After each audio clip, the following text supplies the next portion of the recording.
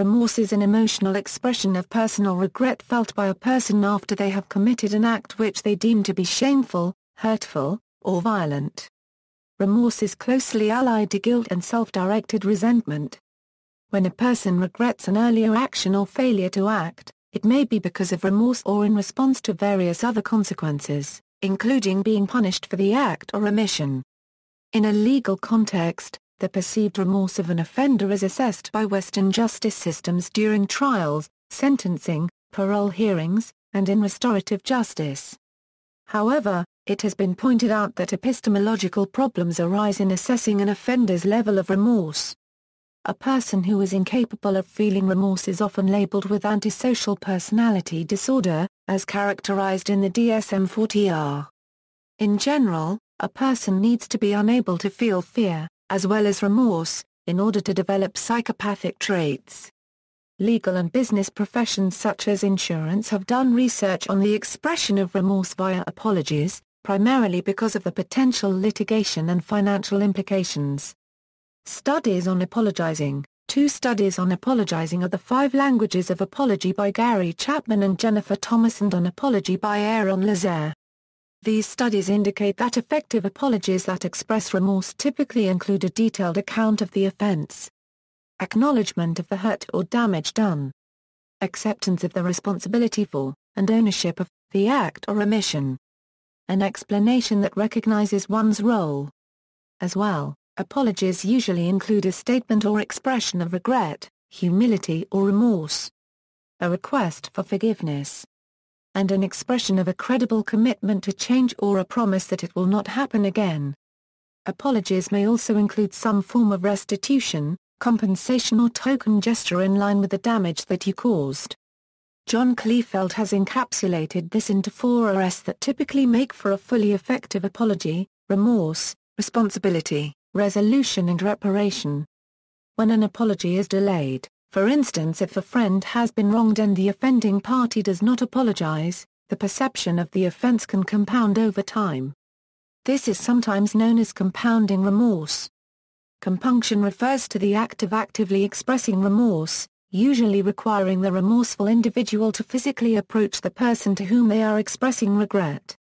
Falsified expressions of remorse. In a study led by Leanne Ten Brink, a professor at the University of British Columbia, participants' genuine and falsified emotions were studied to investigate behavioral and facial cues. Brink and others found a significant difference in the presence of facial expressions in real and false remorse. With falsified emotions of remorse, they found that the participants experienced a greater range of emotions, which are close to genuine feelings, while deceptive descriptions of remorse were associated with positive emotions, such as happiness and surprise. The positive emotions felt by participants demonstrating a deceptive description of remorse are likely due to the leakage of genuine feelings from incomplete deception. Brink and others established that participants appeared surprised because they could only raise their eyebrows when trying to appear sad, which then caused the participants to feel embarrassed, feel genuine happiness, and let a smile slip. In contrast to deceptive and falsified accounts, genuine accounts were expressed with fewer emotions. Participants showing deceptive or falsified emotions overcompensated their emotional performance. Genuine negative feelings of remorse leaked by the lower face were immediately covered up with a neutral expression. Brink recorded a small number of body language and verbal cues for deceptive participants. Instead, she recorded a large number of speech hesitations that cued deceptive and falsified accounts of remorse. Current findings about deceptive and falsified remorse have practical use for measuring veracity of remorseful displays for judges, jurors, parole officers, and psychologists when sentencing offenders. Psychopathy. Psychopathic individuals are best known for their flagrant disregard for social and moral norms. Psychopaths have dysfunctional personal relationships, characterized by violence, exploitation, and philandering. Emotionally, they are incapable of feeling guilt or empathy, they respond abnormally to fear and pain, and other emotions are shallow compared to population norms. Psychopaths refuse to adopt social and moral norms because they are not swayed by the emotions, such as guilt, remorse, or fear of retribution, that influence other human beings. As human beings, we hold dear to the value of remorse. The lack of remorse leads us to all believe a person to be despicable. It is widely accepted that remorse is the proper reaction to any misconduct. Remorse may originate from either actual or contrived regret for the misconduct that results in getting caught or causing harm.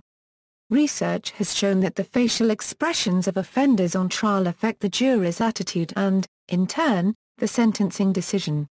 While remorse may present guilt that may influence a jury's decision, a lack of remorse influences the jury even more because it is one trait of psychopathy.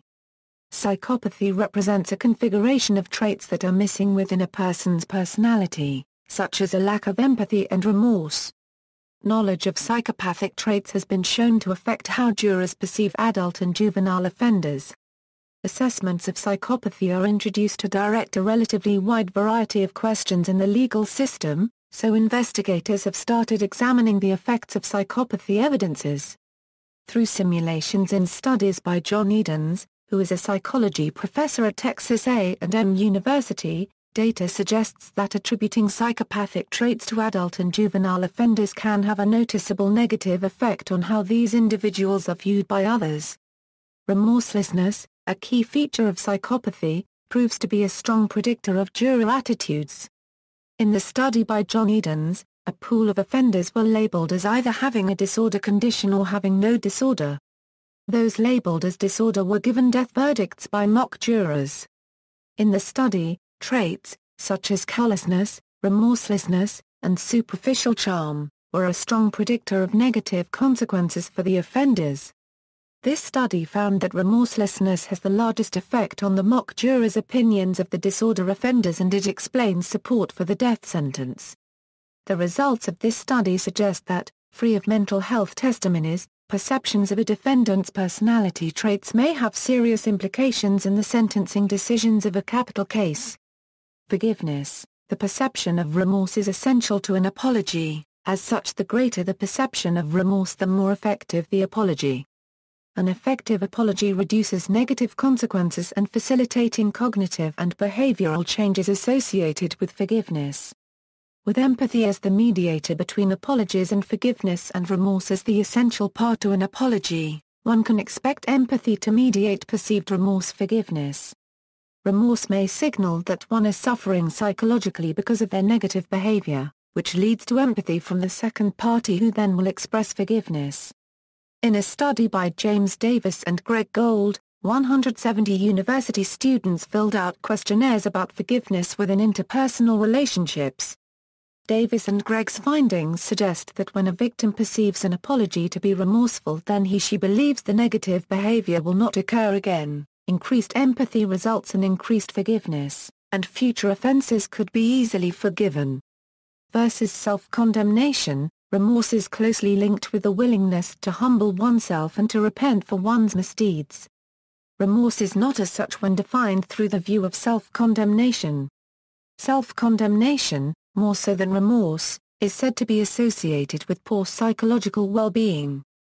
Remorse captures feelings of guilt, regret, and sorrow. Forgiveness does not eliminate all negative feelings, but it may entail the reduction of bitter and angry feelings, not feelings of disappointment, regret, or sorrow. A study by Mickey Fisher found that people who forgive themselves for serious offenses may continue to harbor remorse or regret. In contrast to remorse, self-condemnation reflects a more global, negative, severe stance toward oneself. Remorse may convey a sense of sorrow, while self-condemnation suggests the kind of loathing and desire for punishment that characterizes interpersonal grudges. Fisher suggests that self-forgiveness does not necessarily require one to get rid of feelings or regret or remorse. Based on the study by Fisher, self-forgiveness seems to relate more closely to self-condemnation and not remorse.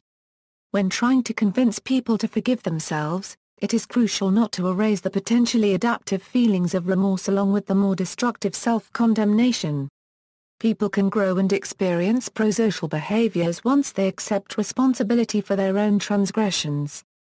For genuine self-forgiveness, one must first accept responsibility for their offenses and not rush to rid themselves of guilty feelings. Buyer's remorse. Purchases can be divided into two different categories, material or experiential. A material good is made to be kept in the buyer's possession, while an experiential good provides the buyer with a life experience. A material good provides the buyer with a more enduring pleasure compared with an experiential, as these two purchases also result in different types of regret. While experiential purchases bring about regrets of a missed opportunity, material purchases result in buyer's remorse, which means that a person dwells on how their material purchase measure up to other purchases they could have made and how it compares with other people's purchases. These comparisons diminish satisfaction from the original purpose. Past research explains that regrets of action are intense, but only in the short term, while regrets of inaction gains intensity over time and dominates people's experience. Major life choices, such as marriage, jobs, and education, are often the focus of regret. Everyday experience suggests that everyday decisions are the most frequent causes of regret. Marketing directors know the effects of buyer's remorse, and use it to their advantage when planning marketing strategies. The regret felt over choosing a material over an experiential purchase depends on the pain of the factors underlying the purchase. Based on research by Thomas Gajlovich and Emily Rosenzweig, material purchases are more likely to lead to regret, while experiential purchases give the buyer more satisfaction even over time. See also. References. External links.